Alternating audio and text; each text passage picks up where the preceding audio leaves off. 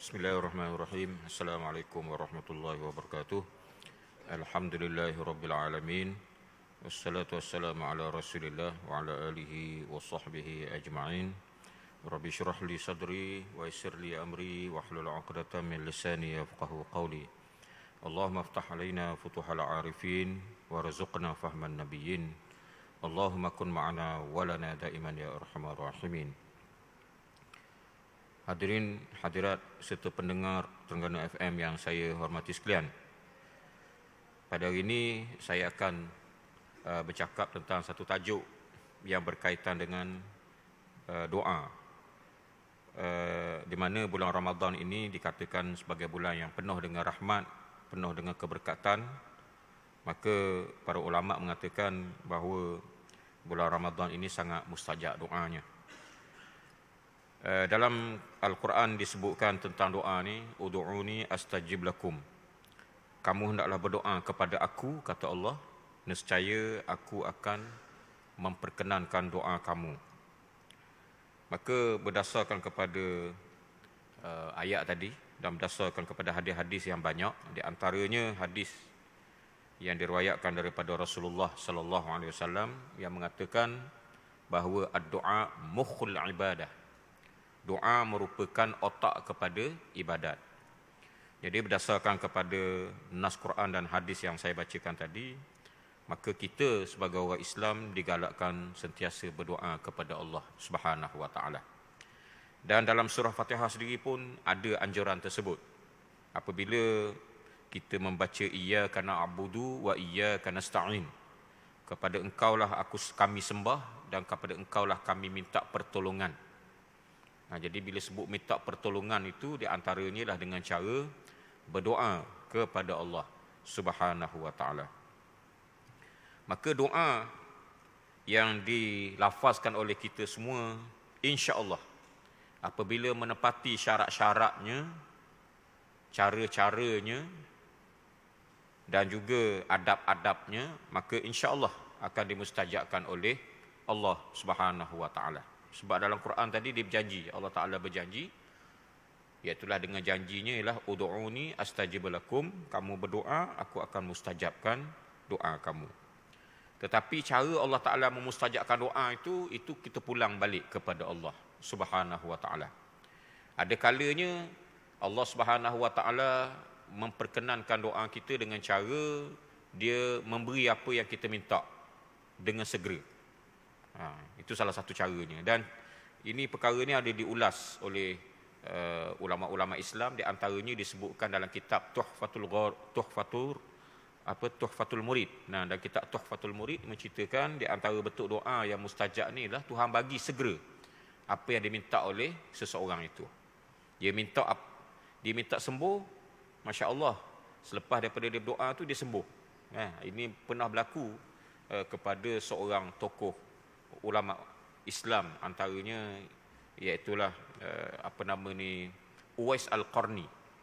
Uwais Al-Qarni ini adalah seorang tokoh tabi'in yang disebut namanya oleh Rasulullah sallallahu alaihi wasallam dalam satu hadis, iaitulah Rasulullah mengatakan khairut tabi'in rajulun yuqalu lahu Uwais. Lelaki yang terbaik daripada kalangan tabi'in adalah namanya Uwais, kata Rasulullah sallallahu alaihi wasallam. Uwais ni diriwayatkan adalah seorang yang miskin dan dia ni ada satu penyakit pada badannya, iaitu penyakit sopak. Lalu dia berdoa kepada Allah supaya disembuhkan penyakit sopaknya. Alhamdulillah, Allah Taala mustajabkan doa. Saya nak sebutkan, ada masanya Allah Taala memustajabkan doa terus segera kepada seseorang yang berdoa itu. Cuma Uwais Al-Qarni ni Allah Taala mustajabkan doa dia, penyakit kusta tu penyakit sopak tadi hilang, tapi Allah Taala tinggalkan sekadar sebesar duit dirham. Mungkin nak menjadi tazkirah ataupun untuk menjadi ingatan kepada Uwais bahawa kamu jangan sombong dengan nikmat yang diberikan kepada Allah. Sebabnya ialah kerana Allah Ta'ala boleh tarik bila-bila masa sahaja penyakit kamu ni, dan ada melekat lagi sebesar duit dirham tadi sebagai tazkirah kepada kamu. Jadi itu salah satu di antara cara Allah Ta'ala mustajabkan doa. Dan yang keduanya, Allah Ta'ala mustajabkan doa adalah bentuk lain. Iaitulah Allah Ta'ala jadikan orang yang memohon, meminta rezeki. Tiba-tiba Allah Ta'ala tak mustajabkan doa tersebut secara apa yang dikehendaki oleh orang yang berdoa itu. Tetapi Allah Ta'ala berikan dia perkara lain. Seperti sembuh daripada penyakit. Dia minta dibanyakkan rezeki dia, banyakkan harta benda dia, dikayakan oleh Allah Subhanahu Taala. Tapi Tuhan tak bagi kaya. Tapi Tuhan bagi dia kesihatan yang sangat baik. Boleh bekerja. Boleh bekerja. Hasil daripada kerja dia tadi, dia dapat menanggung anak isteri dia dan penuh dengan keberkatan daripada Allah Subhanahu Wa Taala. Itu di antara cara Allah Taala mustajabkan doa seseorang tersebut.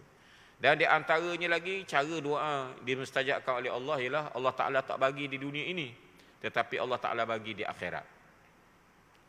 Iaitulah kesan doa tadi Allah Ta'ala jadikan di akhirat dalam bentuk yang dikehendaki oleh Allah. Di mana kemungkinan besar di akhirat tu dia masuk neraka. Tetapi oleh kerana doa dia tadi, dia minta benda lain lah. Dia minta supaya dia sihat, dia minta supaya dia banyak harta, dia minta dia ni macam-macam lah dia minta, tapi Tuhan tak bagi. Tapi Tuhan bagi pahalanya dalam bentuk pahala ataupun dalam bentuk yang lain di akhirat. Contohnya, sepatutnya dia masuk api neraka, tapi disebabkan berkat doa tadi, diselamatkan daripada api neraka. Sepatutnya darjat dia hanyalah sekadar di suatu tahap sahaja dalam syurga, tapi Allah Ta'ala tinggikan darjat dia. Lebih tinggi daripada apa yang sepatutnya. Jadi itu di antara bentuk doa yang dimustajabkan oleh Allah Subhanahu Wa Taala. Al-Imam Al-Ghazali rahimahullah mengatakan di antara bentuk mustajab doa ialah terhindarnya seseorang itu daripada kerumitan dan kesusahan. Dia minta dengan Allah sesuatu perkara lain, tetapi Allah Ta'ala selamatkan dia dengan perkara lain. Dia minta dia sihat, dia minta dia dapat harta yang banyak, tapi Allah Ta'ala tak bagi dia harta yang banyak. Tetapi ada satu masa tu dia hampir dilanggar oleh kereta contohnya. Dia dilanggar oleh lori ataupun dilanggar oleh kenderaan. Jadi Allah Ta'ala selamatkan dia daripada dilanggar tadi. Tak jadi tak kenalah, tak kena lori tadi ataupun kereta tadi sepatutnya langgar dia, melencong ke lain. Hasil daripada doa dia. Dia minta benda lain, tetapi Allah Ta'ala beri bentuk yang lain atas dunia ni juga. Itu di antara yang disebutkan oleh Imam Ghazali, iaitulah Allah Ta'ala menghilangkan kemudaratan daripada badannya dan akalnya dan sebagainya. Jadi itu di antara bentuk doa yang dimustajabkan oleh Allah Subhanahu Wa Ta'ala. Kemudian kita pergi kepada adab-adab berdoa, terutama sekali di bulan Ramadan ni. Sebab bulan Ramadan ni bulan yang sangat mustajab doa. 24 jam doa kita akan dipandang oleh Allah Subhanahu Wa Ta'ala. Buktinya ada hadis yang mengatakan da'watus shaim, orang yang berpuasa la turaddu, tidak akan ditolak. Orang yang berpuasa tidak akan ditolak doa dia hatta yuftir, sehinggalah dia berbuka. Makna dia di siang hari ni kita berdoa mustajab. Di siang hari ni kita sekarang kalau kita berdoa ni sebab kita berpuasa, maka dimustajabkan oleh Allah. Satu. Yang kedua, doa yang mustajab disebut oleh Rasulullah SAW ialah doa ketika berbuka puasa.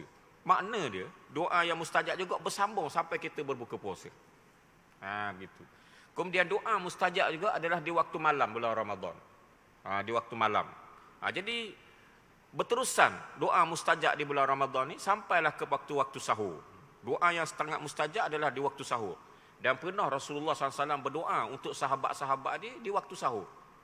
Rasulullah SAW bangun di waktu sahur tu, kemudian Rasulullah SAW berdoa kepada beberapa orang sahabat dia. Masya Allah, sebab doa tu sangat mustajab, maka Rasulullah SAW pilih waktu tersebut. Jadi boleh dikatakan 24 jam bulan Ramadan ni adalah waktu yang dikatakan mustajab doa. Jadi sebab tu marilah kita memperbanyakkan doa di bulan Ramadan ini. Dan di antara adab-adab berdoanya ialah an yad'uwa mustaqbilal qiblah. Ini yang disebutkan oleh Syekh Jamaluddin Al-Qasimi dalam kitab dia yang terkenal Mau'azatul Mu'minin. Kalau kita dah berdoa tu biarlah kita menghadap kiblat kalau boleh. Tak semestinya lah.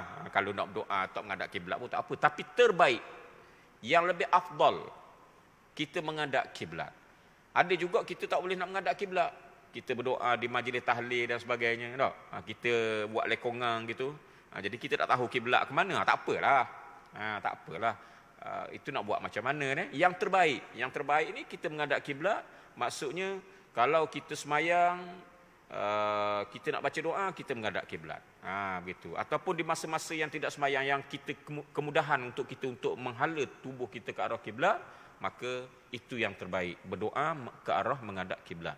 Kerana Nabi kata qiblatukum hayyan wa mayyitan. Kiblat kamu ni adalah untuk hidup dan untuk ketika mati. Mana sampai ke kita nak tanam jenazah pun kita menghadap kiblat lagi. Sampai pekat tu kelebihan menghadap kiblat ini. Maka kalau untuk berdoa, maka berdoa itu kepada Allah, maka semolek-moleknya hendaklah kita menghadap ke arah kiblat. Itu yang terbaik. Kemudian di antara adab-adab berdoa lagi, an yamsahal wajha, iaitulah hendaklah dia menyapu mukanya selepas daripada berdoa. Berdasarkan kepada hadis Rasulullah SAW, disebutkan dalam satu hadis itu, iaitulah idza madda yadayhi fi du'a lam yaruddahuma hatta yamsaha bihima wajhah. Iaitulah dikatakan bahawa Nabi SAW apabila dia berdoa, dia menadah tangan dia, madda yadayhi, dia menadah tangan dia fi du'a, ketika dia berdoa. Selepas dia tadah tu, sudah berdoa, lam yaruddahuma, dia tidak melepaskan tangan dia tadi, hatta yamsaha bihima wajhah, sehinggalah dia menyapu ke mukanya. Jadi sunat hukum dia kita sapu ke muka selepas daripada kita berdoa. Ke muka saja. Ada orang tu dia sapu sampai ke kaki apa semua, tak apa, tak ada masalah, tapi itu bukan daripada sunnah Nabi. Itu menunjukkan kesungguhan je. Ada orang kita jangan marahlah ke dia, nak tunjukkan kesungguhan dia berdoa, nak minta sungguh-sungguh dengan Allah. Maka dia sapu muka tadi bukan setakat sapu muka, dia sapu habis dengan tangan-tangan dia sekali. Dia sapu tangan-tangan dengan kaki-kaki sampailah kepada tapak kaki. Kita jangan marah dekat dia, kesungguhan dia berdoa. Tapi yang sebenarnya, yang sunnahnya hanya muka. Yang lain lagi tu harus sajalah. Dia tertakluk kepada hukum asal, iaitu harus. Dia bukanlah satu benda yang dilakukan oleh Rasulullah sallallahu alaihi wasallam. Tak apa, jangan marah dekat orang yang mengata buat gitu, tak. Kita kata salah dan sebagainya, tak salah. Cuma yang sunnahnya setakat muka sahaja. Kecuali kunut. Kunut tak payahlah kita menyapu ke muka, bahkan tidak sunat. Berdasarkan kepada pandangan kebanyakan ulama, dan itulah yang muktabar dalam mazhab kita, mazhab Syafi'i. Jangan kita sapu muka apabila selesai daripada kunut. Lepas begitu je. Dan apabila selesai kunut, tak payahlah nak tadah lagi sampai ke nak sujud. Tadah lagi tangan. Ada orang dah. Tadah lagi sampai ke nak sujud, tadah lagi. Tak payahlah nak tadah-tadah gitu. Sudah wasallallahu tu, dah cukup dah. Baca wasallallahu ala sayyidina Muhammad wa ala alihi wa sahbihi wa baraka wa sallam, lepas tangan. Tak payahlah nak tadah lagi sampai ke sujud. Dan tak payahlah dia nak sapu ke muka. Tidak sunat hukum dia berdasarkan kepada pandangan yang kuat dalam mazhab kita, mazhab Syafi'i. Kecuali pandangan Imam Ghazali. Imam Ghazali kata sunat juga. Sunat hukum dia, walaupun kita baca kunut, kita sebelum daripada kita sujud tu, kita sapu muka ke muka tangan kita. Itu pandangan Imam Ghazali. Seperti yang disebutkan dalam kitab Ihya Ulumuddin. Tapi pandangan tu lemah. Tak payahlah kita pakai itu, kita pakai yang kuat. Yang dalam mazhab kita, iaitulah tak payah kita menyapu ke muka. Begitu. Kemudian apabila kita berdoa, alla yarfa'al basara ila sama, jangan kita pandang mata kita ke langit. Mata kita tak payah pandang ke langit. Dah nak pandang ke mana? Pandang ke arah tangan ataupun ke arah lengan ke atau mana-mana lah. Jangan kita pandang tinggi ke arah langit. Itu tidak digalakkan. Boleh, tak ada masalah, bukan dikata salah. Dia adab. Adabnya tak buat pun tak apa. Tapi kalau kita buat lagi baik, iaitulah kita tengok ke arah tangan ataupun pergelangan tangan ni, dan kita berdoa kepada Allah Subhanahu wa taala. Kita fokus kepada satu tempat, jangan kita tengok ke arah langit. Dia dua tempat yang tak boleh kita pandang ke arah langit. Yang pertamanya ketika dalam semayang, jangan pandang ke arah langit. Yang keduanya ialah ketika berdoa, jangan pandang ke arah langit. Kalau dalam semayang tu, kalau pandang ke arah langit, hukum dia makruh. Hukum dia adalah makruh. Jadi kita tengok pada tangan ataupun sekitar tangan ni tak apa. Gitu kaedah dia. Kemudian tangan ni pula macam mana nak letaknya apabila kita berdoa. Tangan ni apabila kita berdoa, di sana ada beberapa pandangan ulama. Yang paling kuatnya kita tengok ada caranya. Yang pertamanya iaitulah tangan kita ni setentang dengan bau. Setentang dengan bau, dan inilah yang disebutkan dalam kitab I'anatul Talibin. Setentang dengan bau. Kemudian tangan kita rapatkan di antara keduanya. Sebab dalam hadis mengatakan dhamma yadaihi. Rasulullah SAW apabila dia berdoa, dia kapuh dua tangan ni. Mana dia tepek, kita tepek dua gini. Tak ada masalah lah. Jadi kalau buat gini tak apa juga, boleh. Tapi sebaik-baiknya kapuh dua gitu. Kemudian biarlah tangan tu setentang dengan bau. Dan itulah yang disebutkan dalam kitab I'anatul Talibin.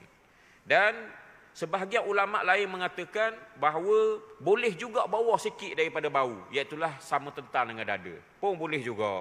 Kalau setentang dengan dada pun boleh juga. Kapuh dua tangan macam ni, kemudian tangan tu bawah sikit. Nak sampai dekat bau ni lengah ke umpamanya tak? Tak apalah. Ada juga pandangan kata kita letak bawah sikit iaitulah sama tentang dengan dada kita. Tadi bau kan? Bawah sikit iaitulah sama tentang dengan dada. Di mana tangan kita dirapatkan, dan tangan kita ni dua cara. Sama ada kita mengarahkan ke arah langit. Tangan, bukan mata ni. Mata tadi saya sebut dah. Ni tangan kita ni kita mengarahkan ke langit, maksudnya kita tadah macam kita minta sedekah. Memang disebut dalam kitab gitu. Macam seolah-olah macam kita minta sedekah. Iaitulah kita minta rahmat daripada Allah lah. Kita ni hamba abdi, hinanya kita di sisi Allah. Kita minta dengan dia. Itulah maksudnya. Bukan minta sedekah sungguh. Jadi seolah-olah macam kita minta sedekah gitu. Kita minta rahmat daripada Allah. Itu salah satu caranya tangan ni. Iaitulah kita hadapkan ke arah langit. Nampak putih ni, putih tangan kita ni ke arah langit. Ataupun cara kedua. Cara keduanya iaitulah tangan kita ni kita hadapkan ke dada, boleh juga. Macam saya buat sekarang ni lah. Hak yang dengar radio ni tak nampak lah. Hak yang dekat masjid ni nampak lah. Iaitulah kita tapak tangan ni kita halirkan ke arah dada. Macam saya buat sekarang ni. Pun boleh juga. Jadi janganlah kita berdoa dalam keadaan malas. Contohnya letak tangan dekat peha lah. Dia sebelah lagi pula duk main WhatsApp pula, duk balas WhatsApp rumahnya dah. Nak ustaz jakwan dia. Mulut amin. Mulut amin. WhatsApp tulis lain pula, tangan sebelah kat peha, dah sungguh. Tu tak boleh lah. Kita kena bersungguh-sungguh dalam berdoa, kerana itulah cara Rasulullah sallallahu alaihi wasallam. Sebabnya disebutkan dalam satu hadis dalam satu hadis bahawa Rasulullah SAW kalau berdoa tu siapa pekat tangan dia tinggi ke atas, lebih tinggi daripada kepala, bersungguh-sungguh dan khusyuk. Dia panggil at-tadarru' wal khusyu' wal rughbah wal ruhbah. Itu istilah yang digunakan oleh para ulama. Iaitulah empat perkara ketika ada dalam doa. Iaitulah yang pertama tadarru', kita rendahkan diri, khusyuk, kita khusyuk. Rupa-rupanya bukan semayang je khusyuk, doa pun kena khusyuk juga. Wal ruhbah, iaitulah ruhbah ni kita rasa nak sungguh-sungguh dengan Allah, biar Allah Taala beri. Kemudian war-rughbah, rughbah ni kita nak betul-betul dengan Allah, biar Allah Taala beri, sungguh-sungguh kita minta. War-rughbah, war-ruhbah, dan kita rasa gerung nak minta dengan Allah ni, takut-takutlah Tuhan tak bagi apa yang kita minta. Itu empat perkara yang ada ketika berdoa. Jadi khusyuk ni bukan dalam semayang je, ketika berdoa pun khusyuk juga. Jadi lepas pada ni kita kena khusyuklah. Doa-doa ketika berdoa tu kita kena khusyuk. Jadi saya rasa ada masalah sikit kita ni orang Melayu, iaitu apabila Tok Imam doa dalam bahasa Arab tak? Memang doa-doa tu ada dalam Quran, ada dalam hadis, kemudian dicipta oleh para ulama, tak ada masalah. Cuma tak faham. Jadi saya seru kepada diri saya dan kepada hadirin sekalian, marilah kita sebelum kita berdoa dan sambil-sambil kita berdoa tu kita juga mempelajari makna-makna doa yang biasa kita dengar.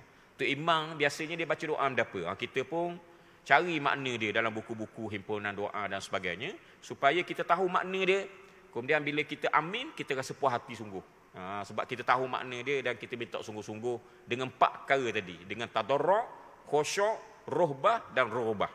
Tu yang disebutkan. Kemudian ketika berdoa ni juga digalakkan kita berdoa alla yujawiza da'watil ma'thurah. Jangan kita tinggalkan doa-doa yang dibaca oleh Rasulullah SAW. Kita baca doa untuk kita tak ada masalah. Baca dalam bahasa Melayu pun tak apa. Kita orang Melayu baca doa bahasa Melayu. Kemudian masalah kita tak boleh masalah kita tak sama dengan apa yang disebut doa-doa dalam Quran, dalam hadis. Tak. Anak nak ambil SPM dalam hadis mana ada sebut SPM. Tak. Dan sebagainya. Jadi kita pun sebut dalam bahasa Melayu. Tak ada masalah, teruskan doa dalam bahasa Melayu.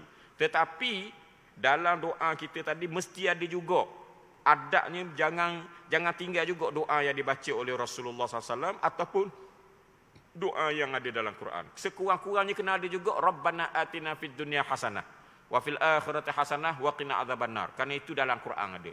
Hak lain tu nak baca bahasa Melayu, tak apa, tak ada masalah. Kita orang Terengganu nak bahasa lahjah Terengganu pun tak ada masalah. Tapi jangan tinggal dalam kumpulan doa yang kita buat tu, biar ada juga doa yang ada di dalam Quran ataupun yang dibaca oleh hadis Rasulullah sallallahu alaihi wasallam. Jangan semata-mata doa bahasa kita bahasa Melayu saja, tapi kita campur dengan doa-doa yang dibaca oleh Rasulullah SAW ataupun yang terdapat di dalam Al-Quran itu sendiri. Dan kita berdoa juga disunatkan kita menjazamkan doa. Dan makruh kita tidak menjazamkan doa. Apa maksud jazam? Jazam ni maksudnya kita minta dengan Tuhan dalam keadaan kita sendiri pun tak berapa bersungguh minta. Itu panggil jazam. Jazam ni kita minta dalam keadaan bersungguh lah. Tidak jazam tu maknanya kita minta dalam keadaan tidak bersungguh-sungguh. Maksudnya dalam hadis beritahu la yaqul ahadukum Allahumma ghfirli in syi'ta warhamni in syi'ta. Itu hadis. Nabi marah sangat kepada orang yang berdoa, ya Allah ya Tuhanku, ampunlah dosa aku kalau sekiranya kamu mahu, dan berilah rahmat kepada aku sekiranya kamu mahu. Sebut kamu mahu tu tak boleh, makruh hukum dia. Sebab tidak jazam, macam tak sungguh mana. Ini dalam hadis sebut ni, la yaqulu ahadukum Allahumma ghfirli in syi'ta warhamni in syi'ta. Ya Allah ya Tuhanku, ampunlah dosa aku kalau sekiranya kamu mahu ya Allah, dan berilah rahmat kepada aku sekiranya kamu mahu. Kita sebut kamu mahu tu, itu tidak jazam, tidak bersungguh-sungguh tu.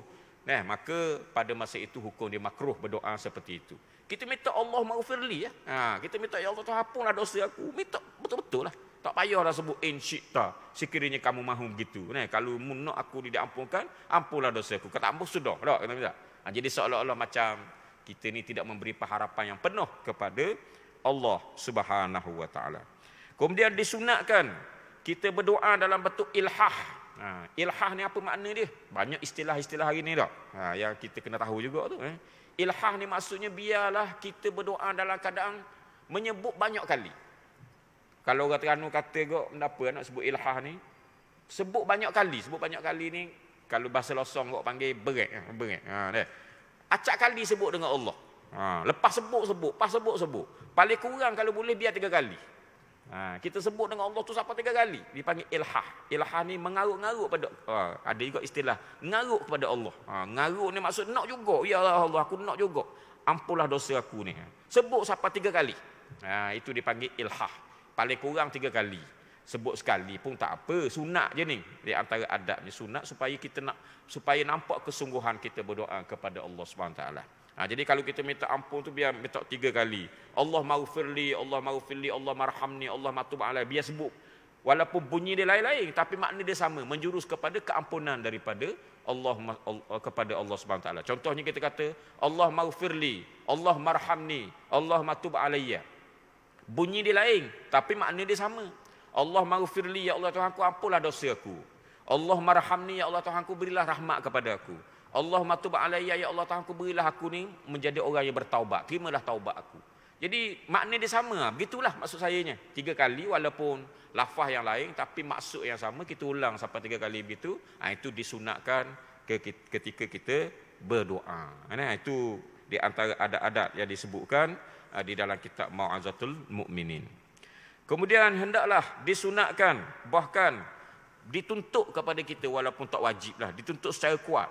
Apabila kita berdoa, kita mulakan dengan tahmid dan selawat kepada Nabi Muhammad sallallahu alaihi wasallam. Kalau kita berdoa tu jangan lupa sebut alhamdulillahirabbil alamin paling kurang. Alhamdulillahirabbil alamin. Ataupun yang terbaiknya sebut ya rabbil lakal hamdu kama yanbaghi li jalali wajhika wa azim sultanik. Kita puji Allah. Tu kita puji Allah tu. Disunatkan kita sebut 3 kali. Ya Rabbi lakal hamdu kama yanbaghi li jalali wajhika wa 'azim sultanik. Ya Rabbi lakal hamdu kama yanbaghi li jalali wajhika wa 'azim sultanik. Ya Rabbi lakal hamdu kama yanbaghi li jalali wajhika wa 'azim sultanik. Sunat kita sebut 3 kali. Dah. Biasanya kalau tu imam dia sebut ya Rabbana lakal hamdu kama yanbaghi li jalali wajhika wa 'azim sultanik. Tu imam sebutlah begitulah. Kalau kita seorang ya Rabbi lakal hamdu kama yanbaghi li jalali wajhika wa 'azim sultanik. Tu imam sebut sekali. Sebab apa? Kau sebut acap 3 kali kan jadi panjang pula doa tu. Kan orang bunyi pula. Jadi Tok Imam sebut sekali lah. Kalau kita baca doa seorang-seorang, kita baca 3 kali.